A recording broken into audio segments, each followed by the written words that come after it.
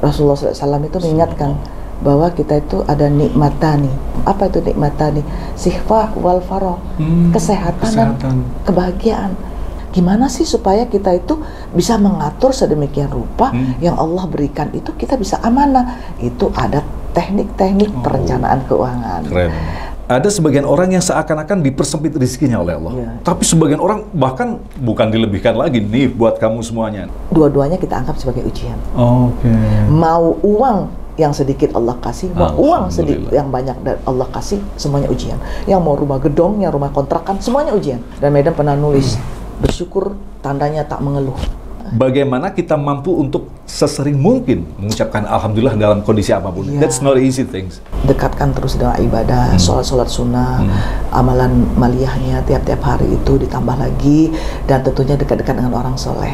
Dan satu lagi, banyakkan sedekah.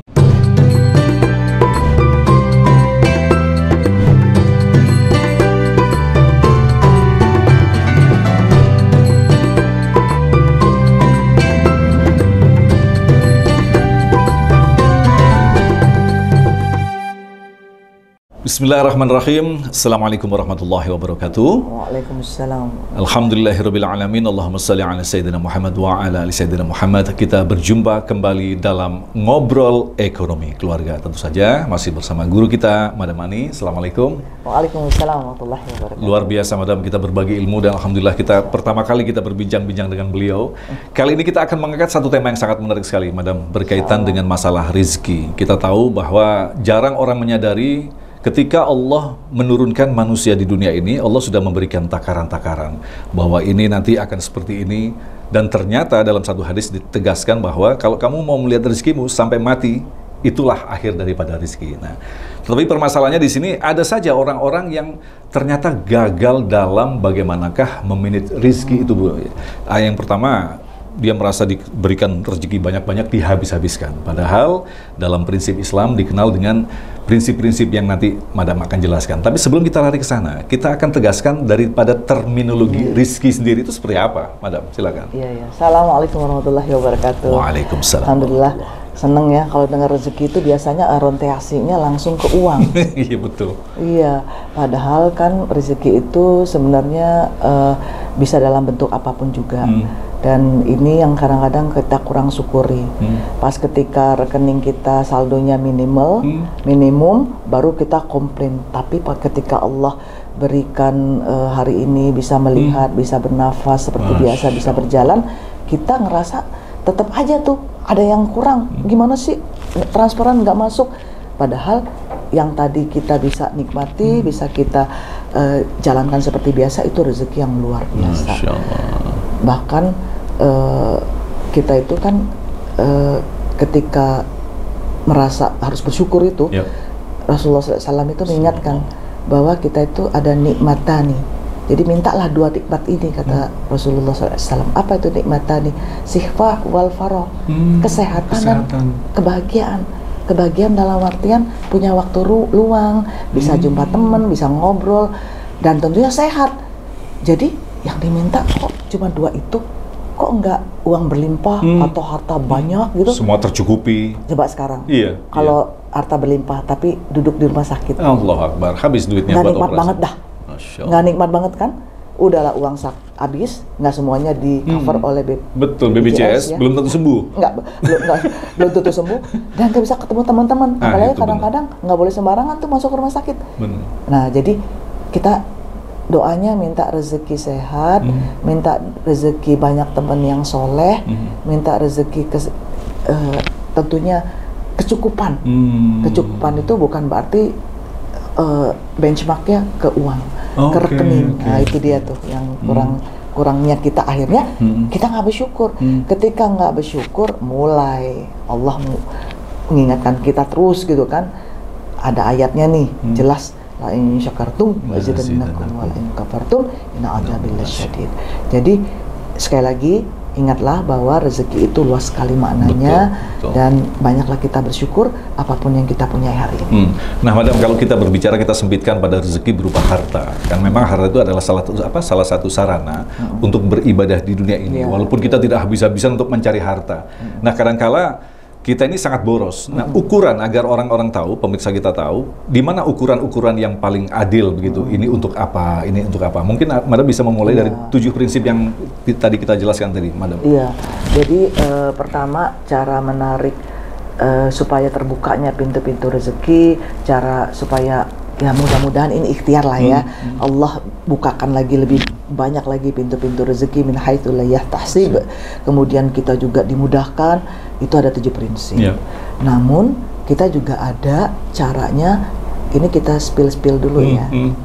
Caranya gimana sih supaya kita itu bisa mengatur sedemikian rupa yang Allah berikan itu kita bisa amanah. Itu ada teknik-teknik perencanaan keuangan. Keren. Nah, jadi kita bahas satu-satu. 7 prinsip ini pertama supaya kita itu, aduh kok pusing banget nih, kok aku kayaknya seret banget ya, kayaknya aku nih kayaknya lagi diuji nih, susah banget nih, apa gitu. Tapi jangan komplain, kitanya ngerasa aja nih, aku mau lihat dulu, mau ngecek dulu, jangan-jangan. Nah, kita itu kan harusnya ngelihat dulu apa yang kita lakukan, apapun yang terjadi hari ini, kan karena perbuatan kita sendiri. Betul, kan. Tahu diri lah begitu. Tahu diri lah benar, kita, muhasabah dulu dong, gitu kan. Jangan dikit-dikit, kok aku nggak punya ini ya, kok aku nggak bisa dapat ini ya, kok aku nggak ini ya. Kok cuma segini? Kok cuma segini ya. Jadi pertama kita lihat dulu niat kita mencari rezeki kan tadi supaya kita dimudahkan lagi untuk banyak beribadah kepada Allah, banyak nolong orang, banyak memberikan kemudahan ke orang lain, banyak membuat menyekolahkan anak dan segala macamnya. Itu wasilahnya adalah salah satunya harta. Nah, makanya niatnya harus diperbaiki dulu. Iya, niat yang gitu. awal. Iya. Kedua adalah kita pastikan jangan-jangan nih ya kan kok ada uang banyak nih. Ada kan orang begitu. Tapi kok cepet banget hilangnya. Nah, itu bener. Baru dapat besoknya udah selesai. Ada yang haram di dalamnya. Pastikan jadi halal dan haram itu harus jelas dan kita pelajari apa tuh yang jadi maksud dengan yang elemen-elemen haram, yang halal itu seperti apa. Nah, ini. Yang ketiga adalah kita pastikan selalu kalau misalnya nih ya kayaknya aku kurang nih bisnisnya jalan, nggak progressing nih, lebih pagi lagi kalau kita bangunnya, jangan tidur lagi setelah sholat subuh misalnya. Jadi kita hormati waktu pagi. Kemudian keempat kita, aduh kayaknya ini aku kurang silaturahim nih, pengen mungkin ada si tetangga yang ngerasa pernah dulu sampahnya masuk rumah dia gedek gitu kan, kita belum minta maaf gitu kan. Terus ada tetangga yang anaknya berantem sama anak kita, dia gedek, kita belum minta maaf gitu. Nah, itu tuh diduluin tuh. Bagaimana kita ikramud duyuf kita juga dengan tamu-tamu, misalnya kurang kita juga bertamu dengan orang lain. Nah, jadi kita kan dianjurkan untuk supaya menghormati tamu, menghormati tetangga. Tetangga kadang-kadang tuh kita nggak ngerasa tuh yang paling baik sebenarnya, paling dekat sama kita kan. Kalau saudara-saudara kita di kampung, kan jauh kalau kita mau minta tolong. Kalau ada masalah tetangga, baru betul. Jadi kita bahkan ada hadisnya khusus tuh supaya kita tuh ingat kepada hari akhir dan supaya kita itu dimudahkan gitu kan, supaya kita itu inilah dekat kepada Allah gitu kan. Pertama kita juga harus dekat juga dengan tetangga, tahu yang mana kita salah, yang mana enggak gitu. Nah, maka itu silaturahim, bukan hanya tetangga, tapi nanti manjang lagi ke saudara-saudara, teman kantor dan sebagainya. Rajin aja minta maaf gitu kan. Nah, terus yang kelima kita juga pengen ngecek juga nih, kita cek jangan sampai kita itu ada hak Allah yang belum kita keluarkan. Hak Allah. Zakat.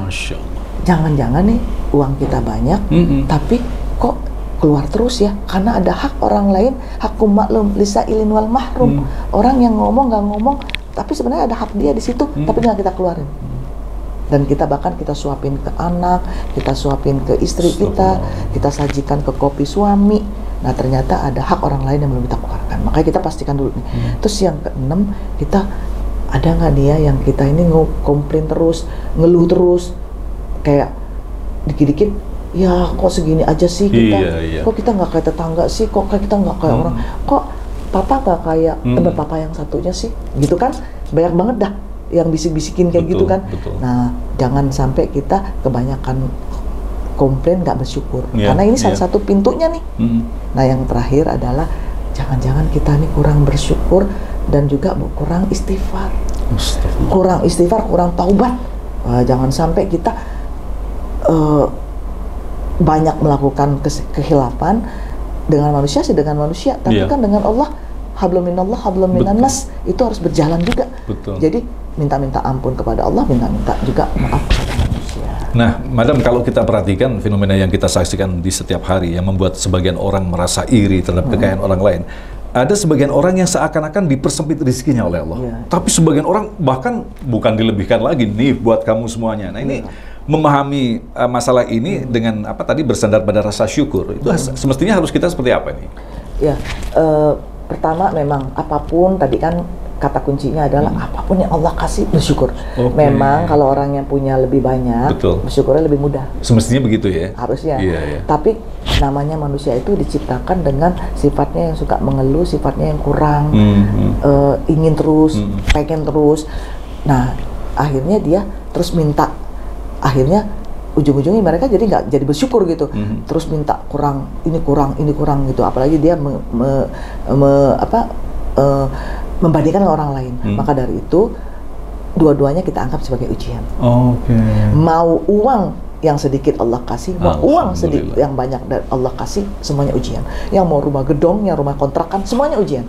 Intinya diuji gitu ya? Diuji, makanya kalau kita lulus, Allah akan berikan imbalan. Betul. Ada satu contoh kasus yang membuat kita terperangah dengan kisah anak-anak yang ada di Gaza. Pada saat diwawancarai, anaknya ditanya, bagaimana kondisimu? Alhamdulillah. Padahal kita susah banget mengucapkan Alhamdulillah dalam kondisi ketiadaan. Rumahnya hancur, ya kan? Ketidakpastian masa depan. Orang tuanya tidak ada, tapi masih mampu mengatakan Alhamdulillah. Nah, ini, Madam, bagaimana pendapatnya dengan kondisi seperti ini? Ini levelnya kan? Nah, kalau dari segi keuangan, Madam pernah ngetes nih, Mas Agung. Madam pernah datangin orang-orang di bawah garis kemiskinan. Kumaha damang, ibu-ibu, damang neng, tapi ya neng, masih ada tapinya. Ada tapinya. Enging kata Madam, atuh mah ibu, kita mah coba lihat dulu, ibu aya ente harta-harta ibu selama ini apa yang diberikan oleh Allah. Neng, apa yang ibu punya? Kata Madam, kita catat dulu ya. Sekarang rumah ini rumahnya sabraha? Atau mana ini mah bobrok rumahnya neng? Atau mah ini mah cuman kalau dijual juga paling 50 juta, 100 juta kali neng? Atau mah abdi tulis ya, 100 juta tulis. Terus itu sabraha itu ibu harganya yang motor gitu kan? Motor di depan, atuh maneng itu mah motor buruk, itu mah motornya udah butut, itu mah kayaknya kalau dijual juga paling 2 juta, tulis 2 juta. Hitung pokoknya udah Madam hitung semua, ada 150 jutaan. Neng, banyak ya? Banyak ya Neng ya? Alhamdulillah. Ya Allah. Nunggu nyebut Alhamdulillah dengan ikhlas mah 1 jam. Harus dihitung dulu ternyata. Semohon. Nah makanya kalau di Gaza, mereka sudah diberikan, makanya caranya gimana dong? Kita pengen dong setebal baja gitu kan, mental kita kayak orang-orang di Gaza, saudara-saudara kita di Gaza. Karena mereka dekat dengan Al-Quran. Masya Allah. Karena mereka dekat dengan ibadah, dengan orang-orang yang soleh. Kalau kita kan ngelihatnya orang yang di perumahan di Sentul City misalnya kan, itu mah lebih baik dari kita yang di kampung di bawah gunung yang suka longsor, yang suka apa, selalu ngebandingin. Nah jadi dan jauh dari ibadah, jauh dari Al-Quran. Nah inilah makanya kita di samping itu tentunya perlu ada perencanaan. Kayak tadi Madam sebutkan, Madam pun secara pribadi rajin nulisin apa-apa yang harus kita miliki. Jadi kayak tahun 2023 kemarin Madam udah tutup buku tuh sama suami. Alhamdulillah, sama anak-anak juga kita udah catatin semua apa yang kita milikin. Terus kata anak-anak, wah mami, then we have more assets than last year, than the previous year. Bagi Mas Agung mungkin kalau disebutin sih kayak kecil gitu kan. Tapi bagi Madam dan keluarga, Alhamdulillah. Ya Allah, ya Allah. Walaupun nggak lebih banyak dari tahun kemarin, tapi Alhamdulillah kami masih sehat dan masih bisa bernafas, masih bisa melihat, masih bisa makan enak. Itu lebih dari yang kita inginkan sebenarnya. Nah ini benar nih. Dekat dengan Allah, bisa ngaji, bisa sholat dengan aman, itu luar biasa. biasa. Jadi mindset kita harus kita rubah bahwa ternyata rezeki itu bukan sekedar apa yang kita dapatkan berupa duit. Kok cuma segini? Kok tambah lagi? Ternyata kesehatan tadi ya kan? Kesehatan ternyata begitu kita sakit, kita mana mungkin untuk bisa mencari rezeki begitu Bunda. Iya. Dan Madam pernah nulis, bersyukur tandanya tak mengeluh. Wow. Terus yang serunya, The best quotes itu editor, redakturnya, ya wartawannya waktu itu naruh foto di depannya yang lagi main bola, lagi nungkep bersyukur gitu kan di lapangan bola. Wow, melejit-lejit orang yang bacanya. Sampai hari ini masih banyak dibaca orang.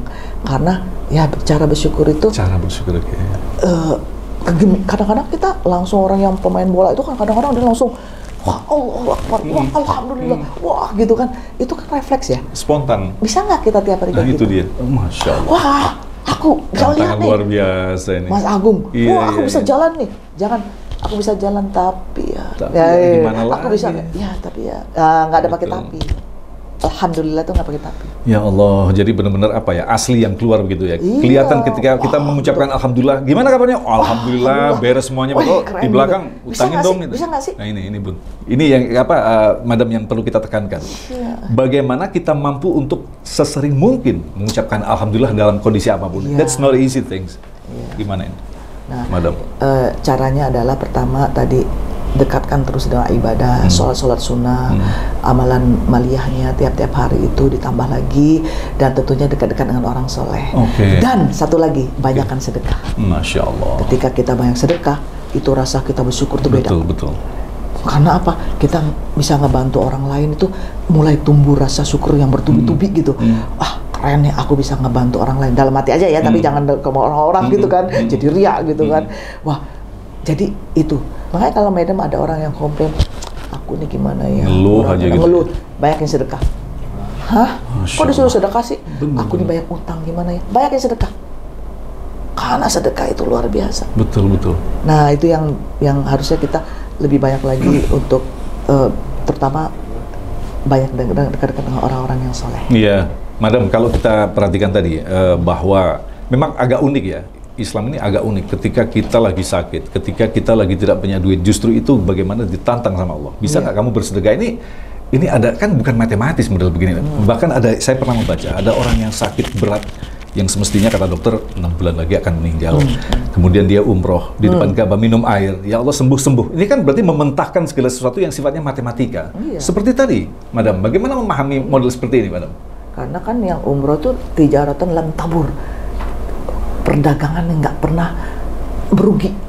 Aneh kan? Kok Allah sebut seperti itu gitu? Ya lah kan kita beli tiket, beli barang-barang perlengkapan untuk umroh segala macam. Kayaknya modal besar nih, tapi sampai di sana kita ikhlas. Kita betul-betul ingin ibadah. Terus doa ketika sebelum minum air zam-zam, dan ketika Allah redho penyakit hilang, operasi nggak jadi. Apalagi kita banyak juga sedekah. Sebelum berangkat kita ajak anak-anak yatim makan di rumah kita, minta didoakan. Terus kita juga sedekah sana sini, tunaikan zakatnya, karena zakat itu jangan sampai kita lalai juga gitu kan. Sebelum pergi umroh selesaiin dulu utang-utang gitu kan. Nah, ini keren banget. Jadi kadang-kadang kita melihat banyak hal yang obatnya sedekah. Sekarang Mas Agung ketika istri sakit, Mas Agung pernah nggak? Apa sih reaksi Mas Agung pertama kali ke istri? Pas istri sakit? Ya kasihan, segera kita bawa ke rumah sakit untuk disembuhkan. Ini itu nomor 10. Nomor 10 justru itu? Justru nomor 10. Yang pertamanya pasti banyak istighfar, banyak sholawat, dan banyak sedekah. Masya Allah. Sedekahnya udah lebih banyak belum dari kemarin? Allah. Karena jangan-jangan atau keluarkan banyak lagi nih harta-harta kita kepada orang yang membutuhkan maupun yang memang kita tahu ini ada yang subhat nih, kita keluarin. Jangan-jangan yang kita sakit itu gara-gara harta-harta yang tidak kita sadari yang masuk. Kita sadari, yang kita makan, yang kita nikmati, nih kita pakai, yang kita taruh hiasan kristal-kristal di rumah, ternyata ada barang-barang yang syubhat atau barang-barang yang bukan hak kita. Hak kita. Tapi tetap aja nih, Madam, artinya bagaimanakah menjelaskan secara matematis? Kalau kita seorang ahli ekonomi, pasti berpikir tentang menabung, nanti kelak akan menghadapi kondisi seperti ini. Tapi justru Islam itu yang saya katakan tadi sangat unik. Kalau sakit, kalau ada masalah, disuruh bersedekah. Ini kuncinya kan kunci yang sangat Iya. aneh sekali ini, Madam sebenarnya. Iya, karena memang di dalam apa rahasianya intinya Iya. dari sedekah itu, Madam? Iya, dari sedekah itu juga pertama ya memang ayatnya, dari segi ayatnya dulu ya, dari rujukan kita kepada kitabullah itu memang Allah menjanjikan sedekah itu bahkan pastinya fi sabilillah, kata kuncinya adalah untuk di jalan Allah. Ya, masalullah jadi yunfikuna amwalihim fi sabilillah. Kama salih habatan ambatat sab'a sanabil di kulli umbulat mi'atu habbah wallahu yud'ifu liman yasha wallahu wasi'un alim. Jadi Allah memang sudah menggambarkan, karena memang banyak kiasan-kiasan dalam Al-Qur'an. Kalau kita pikir-pikir, kok Allah ngasih gambarannya ke tumbuhan ya, bagaikan seperti ini nih kalau kamu sedekah bercabang, 7 sab'ah, 7 tuh sab'ah itu banyak, intinya banyak ya. Setiap fikul sembulat mi'atu habbah, ada 100 bulir. Kadang-kadang kita mikir, oh ternyata supaya kita paham, begini nih kata Allah, aku akan berikan kalau kamu betul-betul bersedekah dengan di jalanku, di jalan Allah, dan tentu saja dengan yang tadi, yang ikhlas, yang tidak riya dan sebagainya ya. Dan ini dibalas oleh Allah 700 kali lipat. Nggak ada bunga bank sampai hari ini yang ngasih 700 kali lipat. Bangkrut dia. Nah, tapi apakah rezeki itu 1000 kita kasih jadi 700.000 misalnya? Enggak. Nah, ini kita suka matematis kan. Nah, dan ternyata di survei setiap orang ketika dia banyak bersedekah, nggak ada orang yang jatuh miskin karena bersedekah. Masya Allah. Jadi multiplier effect-nya itu luar biasa. Nggak pernah tuh kedengaran, Mas Agung, wah miskin dia sekarang. Apaan? Disedekah dulu tiap hari, kagak ada. Nah itu dia. Nggak pernah dengar. Dan Madam tanya nih teman-teman non Muslim, ada nggak nih teman-teman kalau misalnya atau saudara-saudara Madam gitu ya, kalau ngasih bantuin orang lain, ada nggak sih orang itu yang suka ngasih bantuan di gereja, bantuan di wihara, dia di jatuh miskin? Iya ya, nggak ada tuh. Masya Allah, bahkan non-Muslim. Non-Muslim aja tuh itu berlaku bukan untuk Islam. Oh, bukan hanya untuk Islam saja, karena Allah ya Rahman, Allah ya Rahim. Jadi Allah Rahman kepada siapapun. Inilah bentuk dari Rahmannya Allah. Itu memang level itu harus kita capai, seperti kisah Rasulullah ketika kedatangan tamu dan masih ada sekerat roti. Ya kan, apa yang disuguhkan Nabi? Kasih. Kita berpuasa. Wah, ini level yang harus benar-benar kita latih begitu ya. Iya, aduh, kalau Mas Agung apa yang mau disuguhkan? Apa ya? Apa ya? Apa ya? GoFood dulu. Padahal di belakang ada kebuli. Itu dia. Tamunya dikasih GoFood gitu. Kadang-kadang kita habis belanja justru banyak.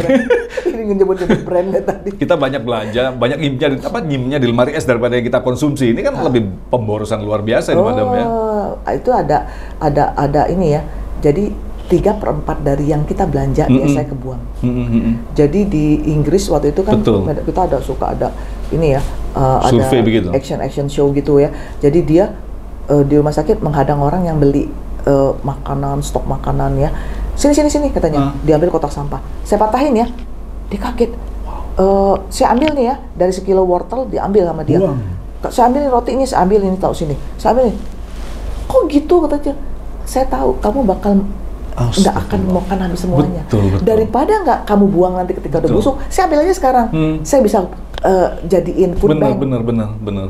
Itu nama dia. Ya Allah, bahkan saya pernah membaca di Amerika itu sekitar 25% itu makanan yang di sampah itu layak makan sebenarnya kan.